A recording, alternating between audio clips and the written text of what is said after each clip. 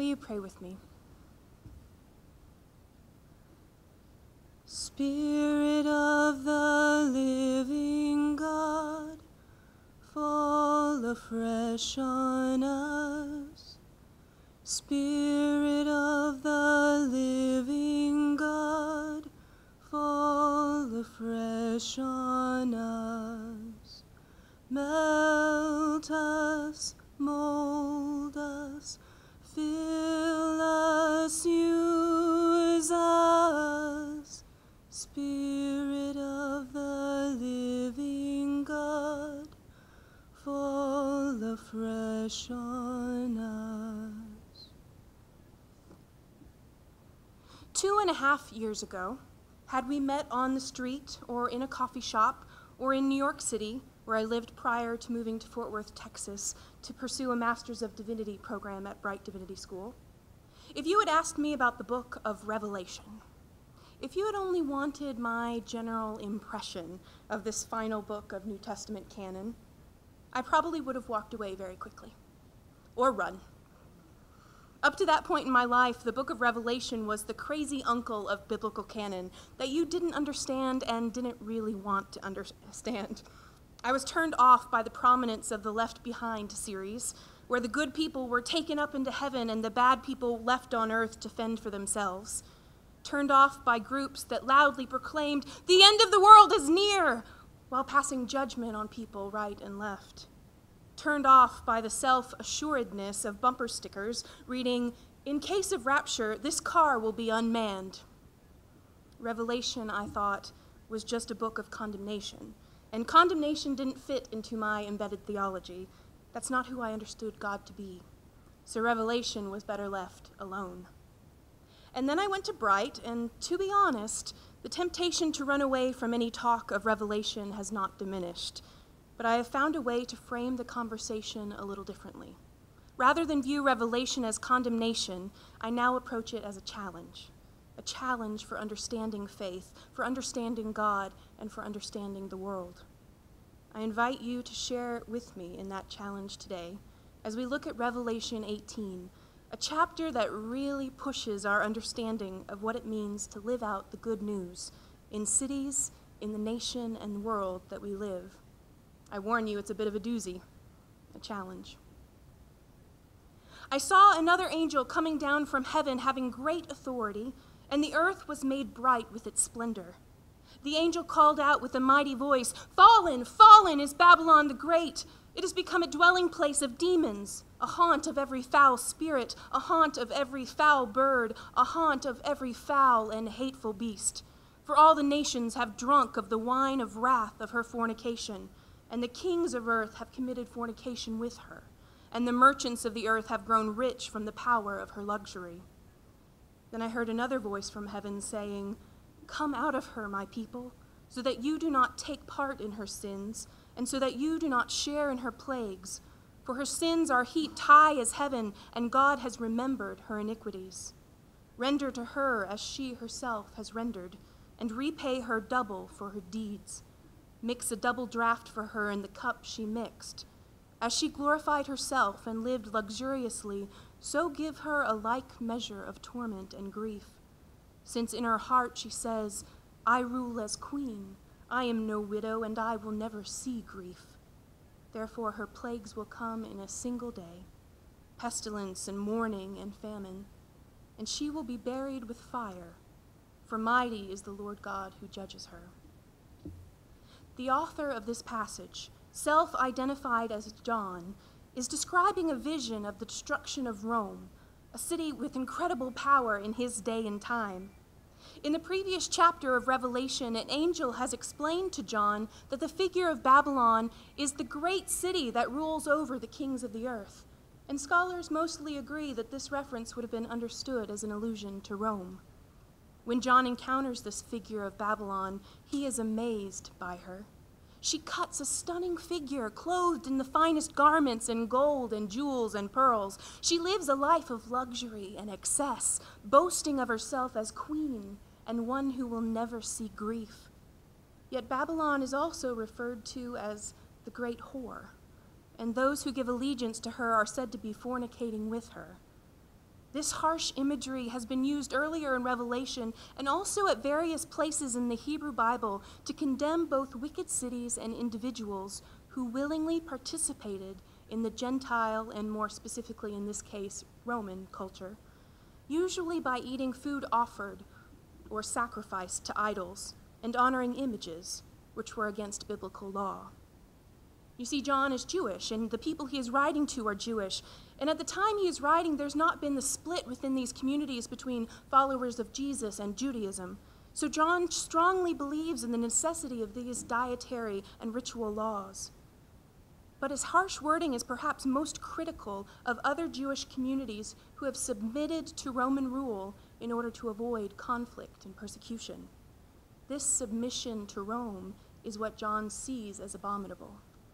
His vision continues, "And the kings of the earth who committed fornication and lived in luxury with her will weep and wail over her when they see the smoke of her burning. They will stand far off in fear of her torment and say, 'Alas, alas, the great city Babylon, the mighty city, for in 1 hour your judgment has come.' And the merchants of the earth weep and mourn for her, since no one buys their cargoes anymore. Cargo of gold, silver, jewels and pearls, fine linen, purple, silk and scarlet, all kinds of scented wood, all articles of ivory, all articles of costly wood, bronze, iron, and marble, cinnamon, spice, incense, myrrh, frankincense, wine, olive oil, choice flour and wheat, cattle and sheep, horses and chariots, slaves and human lives. The fruit for which your soul longed has gone from you, and all your dainties and your splendor are lost to you, never to be found again. The merchants of these wares, who gained wealth from her, will stand far off in fear of torment, weeping and mourning aloud. 'Alas, alas, the great city, clothed in fine linen, in purple and scarlet, adorned with gold, with jewels, and with pearls, for in 1 hour all this wealth has been laid waste.' And all shipmasters and seafarers, sailors, and all whose trade is on the sea, stood far off, and cried out as they saw the smoke of her burning, 'What city was like the great city?' And they threw dust on their heads, and they wept and mourned, crying out, 'Alas, alas, the great city, where all who had ships at sea grew rich by her wealth, for in 1 hour she has been laid waste.'" As chapter 18 begins with the angel's pronouncement that Babylon the Great has fallen, the actual destruction of the city happens offstage, and we are left with a lament for the great city. 3 different groups are identified as taking part in this mourning. The kings of earth, who have shared in the glory and power of this great city, now weep and wail as they watch Babylon burning. The merchants of the earth, who have a plethora of luxury items and goods to sell, they weep and mourn for the loss of the city because now there is no one to buy these things from them. And the last group is made up of the shipmasters and seafarers, sailors, and all those whose trade is on the sea, and they throw dust on their heads and weep and mourn for the city that had made them rich by using their ships for trade. You might have noticed in the reading that each of these 3 groups is standing far off from the destruction of the city, rather than being in the midst of it. They watch the city burn to the ground from afar, and for 2 of these groups, the kings and the merchants, the reason is explicit. They are in fear of the city's torment. For these groups who participated and prospered from the political, commercial, and economic success of the city, the lament is not just for the great city, but also for themselves. By using Rome to their advantage, they have willingly participated in the exploitation, domination, and violence for which the great city is now being punished. Reading John's revelation in the midst of our current political climate makes it very hard not to try to assign the roles of these kings, merchants, and sailors to modern-day leaders of politics, commerce, and economy, especially as political parties use rhetoric just as colorful and just as harsh to criticize and condemn each other, all while maintaining that this is a Christian nation. But it is critically important for us to realize that John was not writing a guide to events in the distant future. He was not writing about us or to us. He was speaking to his own time and place, giving hope to Jesus-following communities who were struggling to withstand Roman authority and persecution. Like most of the New Testament, there is a sense of urgency in the author's tone. God's judgment, revelation, the second coming of Jesus is imminent, and John is writing with that expectation in the same way that Paul writes to the early churches. As John offers this prophetic vision, Rome is at the height of power and glory. The Roman elite enjoy lives of carefree and limitless privilege. Worship of Roman gods and emperors is the social norm, and the Roman Empire extends throughout the Mediterranean, influencing the cultures of many other nations. Rome is something to marvel at. Yet John is trying to reveal what lies underneath the glitz and shine of the great city, what lies underneath the power and influence of the elite. This is most hauntingly depicted in the list of goods that the merchants bemoan not having buyers for. Did you hear it?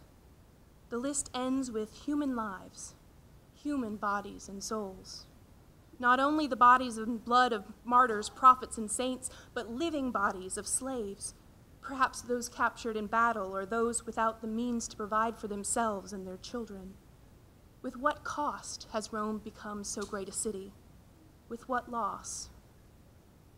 John's vision of the destruction of Rome is not about us, but it does offer a lesson for us, I think.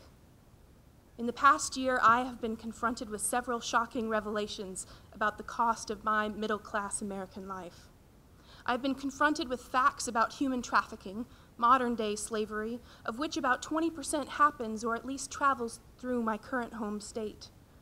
I have been confronted with facts about how small a percentage of the global population the United States makes up, but how large a percentage of the global wealth that we control. I have been confronted with facts about how much abundance the world has in food and natural resources, yet how many places live with constant scarcity as their rule of life. In this text, I am confronted with wondering whether I would be there among the kings of the earth, the merchants of the earth, and the ship owners, mourning for the great city. I wonder whether I would be standing far off in fear of the torment of the city. I wonder whether part of that fear would be the realization that I willingly participated in the exploitation, domination, and violence by turning a blind eye or just by my own ignorance of what lies beneath wealth and power and greatness. I wonder, would you be there with me? With what cost has Babylon become so great a city? With what loss? In the book of Revelation, Jesus' followers are not commanded to overthrow things, or to violently rebel, or even to completely disengage with the great city. In fact, in other places of Revelation, positive values of human culture are identified and celebrated. John does not condemn human culture, but the perversion of it. When it becomes arrogant, when it becomes idolatrous, when all means are justified for the creation of a human empire, when it is the human kingdom that takes precedence over God's kingdom. Come out of her, my people. Come out of that great city, where human reign is called eternal and not God's. Come out of there is the call to action that Jesus' followers hear from this text. The call is not for us, but we can hear it too and be challenged by it. We are challenged to be actively aware and discerning, not to retreat, but to wake up, to open our eyes to the destructive imbalances of power and wealth in our own world, to look past the shimmering facade that can blind in order to really see the bodies and souls of those who are pushed aside or trampled in the back alleys and ghettos of our cities. The ones that we don't notice or pretend not to notice. We are challenged to ask questions of our governments, bureaucracies, and institutions, and yes, even religious ones. At what cost does our greatness come? At what loss? Rejoice over her, O heaven, you saints and apostles and prophets, for God has given judgment for you against her. Then a mighty angel took up a stone like a great millstone and threw it into the sea, saying, with such violence Babylon, the great city, will be thrown down and will be found no more. And the sound of harpists and minstrels and of flutists and trumpeters will be heard in you no more. And an artisan of any trade will be found in you no more. And the sound of the millstone will be heard in you no more. And the light of a lamp will shine in you no more, and the voice of a bridegroom and bride will be heard in you no more. For your merchants were the magnates of the earth, and all nations were deceived by your sorcery. And in you was found the blood of prophets and of saints, and of all who have been slaughtered on earth. we find another call at the end of this chapter, another challenge that echoes from John's time and place to ours. Rejoice. Rejoice over her, O heaven, you saints and apostles and prophets, for God has given judgment for you against her. Human empires will fail. Human rulers will fall. Human systems of oppression and exploitation and domination and violence will end. And human cities, great and beautiful and powerful, human cities of luxury for some, human cities built on bodies and souls of any person, will be destroyed. Rejoice. Let go of the mourning and the weeping over what is fleeting, and rejoice in what is everlasting. Rejoice even in the midst of struggle and challenge, because at the deepest core of Revelation, it's not about condemnation. It's about hope. For when human cities, the cities of wealth and greed and hatred and pride, are destroyed, when the human facades of power and success are wiped away, God's city can shine through. God's city can be found. And it's not only hope for tomorrow, not just hope for that revelation of God's city in the distant future, but hope for today, for the revealing of God's city today, if only we are willing and not afraid to begin the conversation, to accept the challenge. Amen.